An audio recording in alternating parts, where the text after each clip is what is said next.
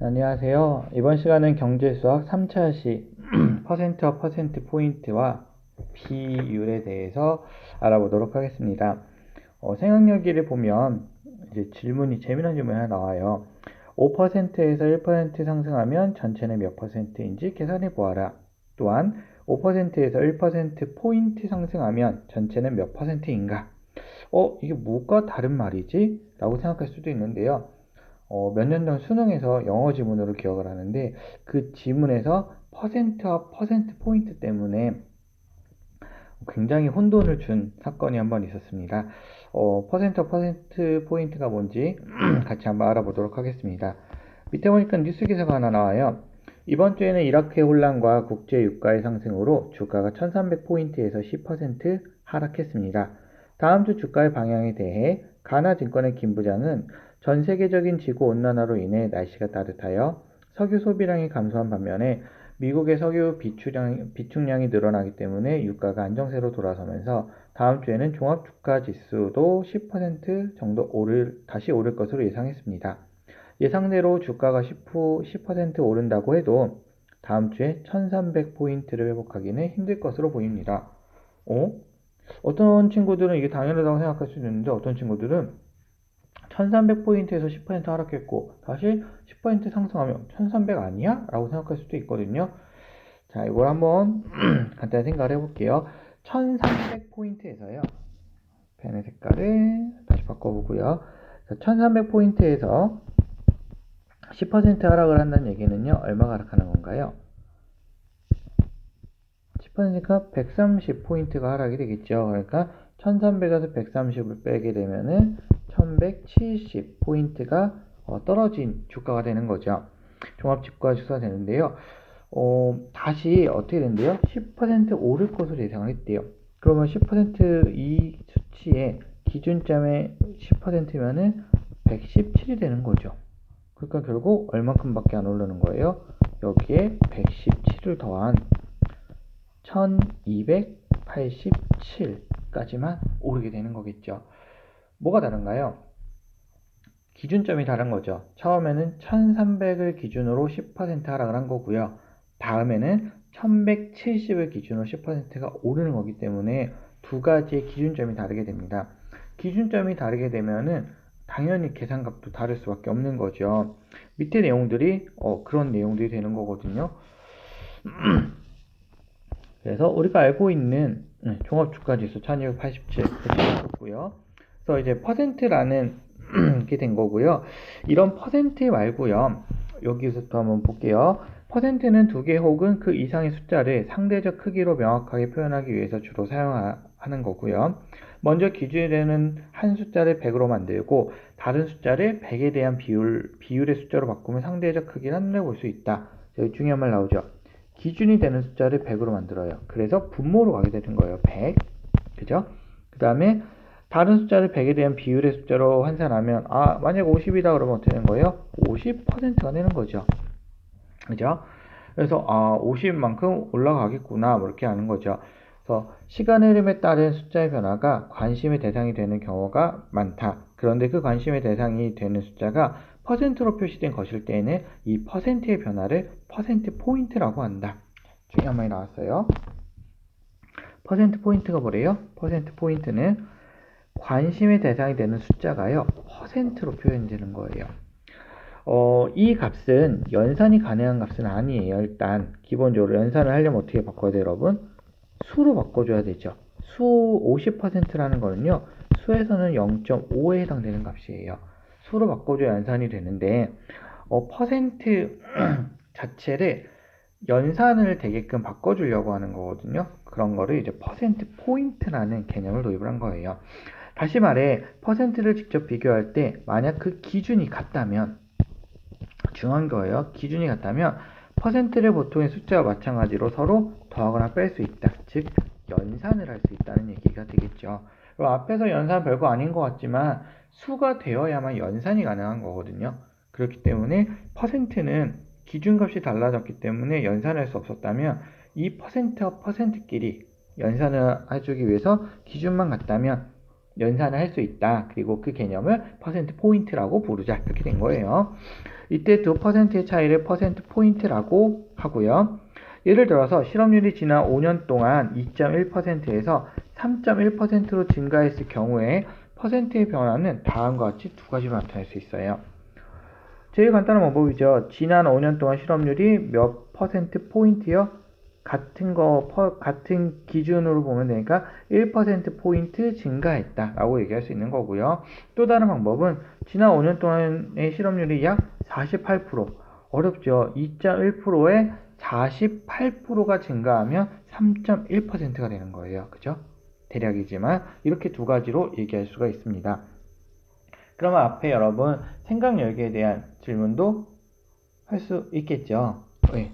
한번 가볼까요? 5%에서 1% 상승하면 어떻게 될까요? 요거보단 이게 편하겠죠. 5%에서 1% 포인트가 상승했대요. 이거는 6%가 될 거고요.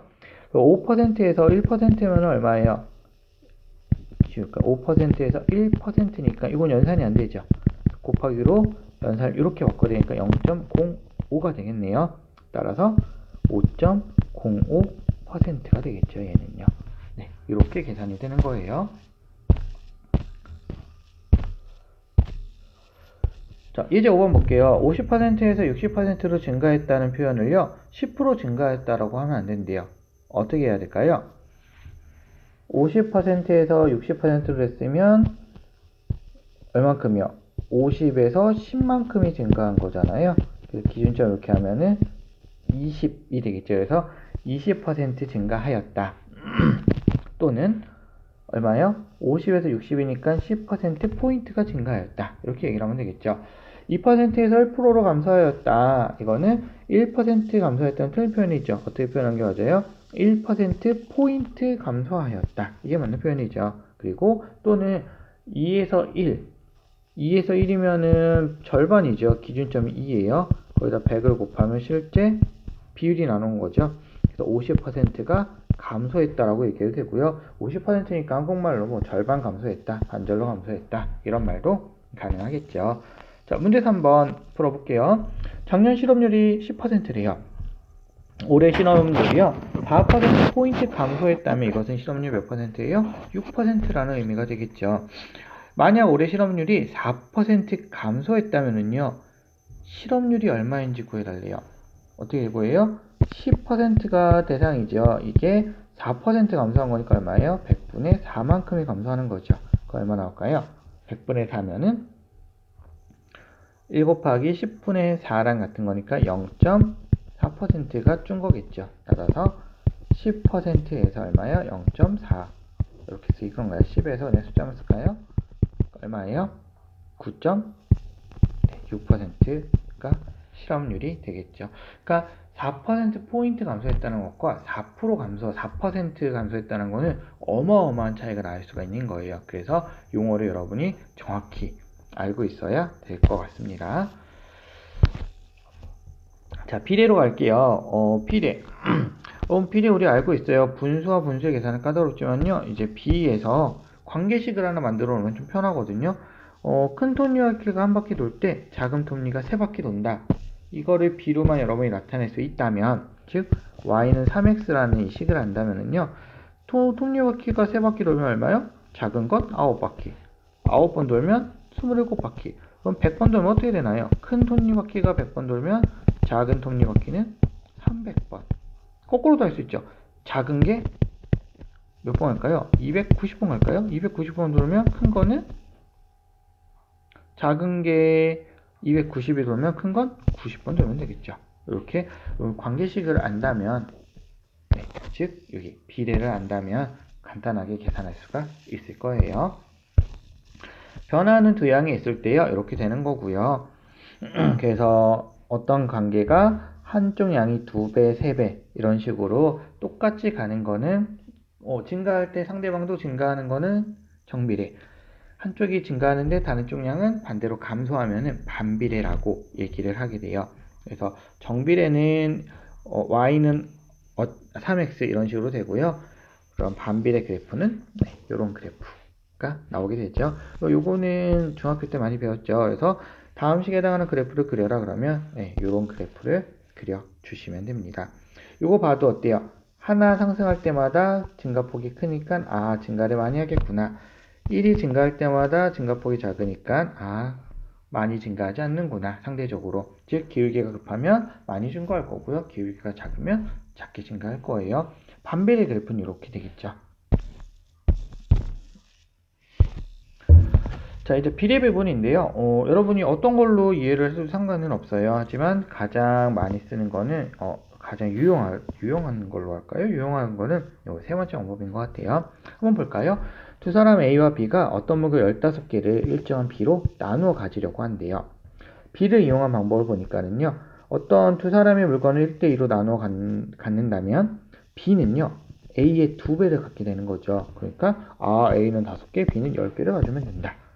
이거는 여러분 작은 숫자나 딱 떨어지는 숫자는 써먹을 수 있겠지만은 그렇지 않은 경우에 써먹기가 어렵겠죠. 분수를 이용한 방법이에요. 2대 3으로 나눈데요.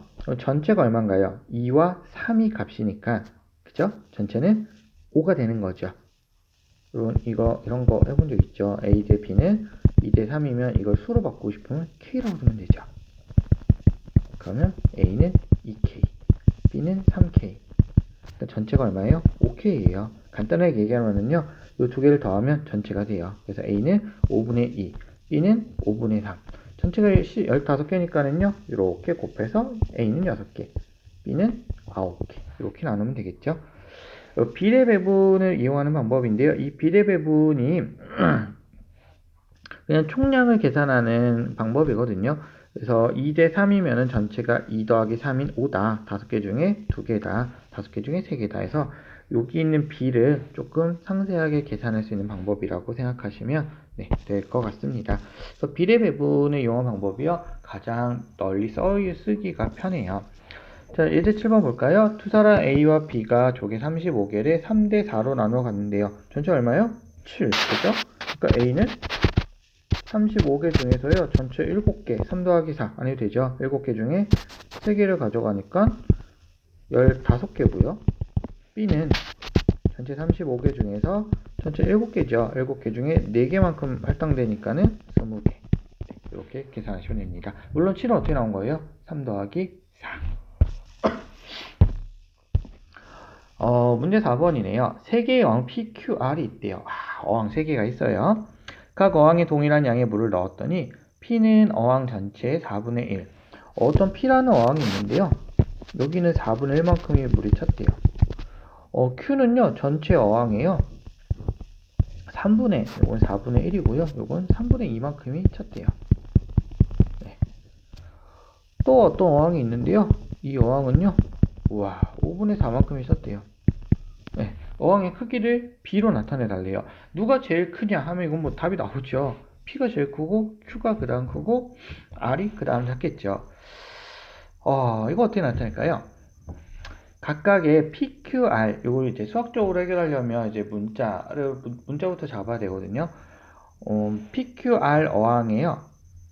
최대 양, 그러니까 어항의 크기의 양을요. 각각 PQR이라고 할게요. 그럼 PQR, 어항의 크기를 라지 PQR이라고 할게요.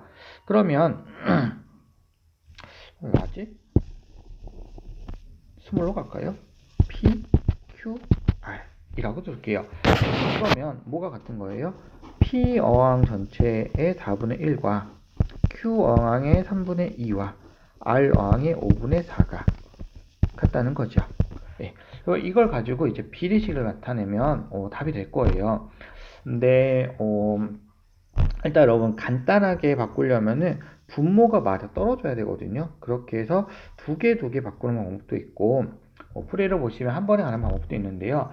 그래도 제일 간단한 방법 이런 것 같아요. B를 나타내려면은요. 나머지 문자를 무조건 한 문자로 정리하면 돼요. 그래서 이렇게 한번 가볼게요. P를 날려볼게요. P는 세변에 다 4를 곱하면 되죠. 3분의 8 Q는 5분의 16 R. 이렇게 되면은요, P 어항, Q 어항, R 어항이 용량이 이렇게 표현되겠죠. P는 그냥 P예요. 그죠? Q는 역수를 취하면 어떻게 돼요? 8분의 3P죠. 그럼 8분의 3p. 그다음 R은 16분의 5p. 그렇죠? 그래서 16분의 5p. 그리고 우리 비례는 어떻게 해요? p는 0이 당연히 아니겠죠. 용량이니까 당연히 0이 아닐 거예요. 그러면 p 없애고 정수를 안 되기 위해서 16을 싹 다 곱하면 16대 6대 5. 그래서 어항의 크기의 b는 16대 6대 5라고 만들어내시면 됩니다.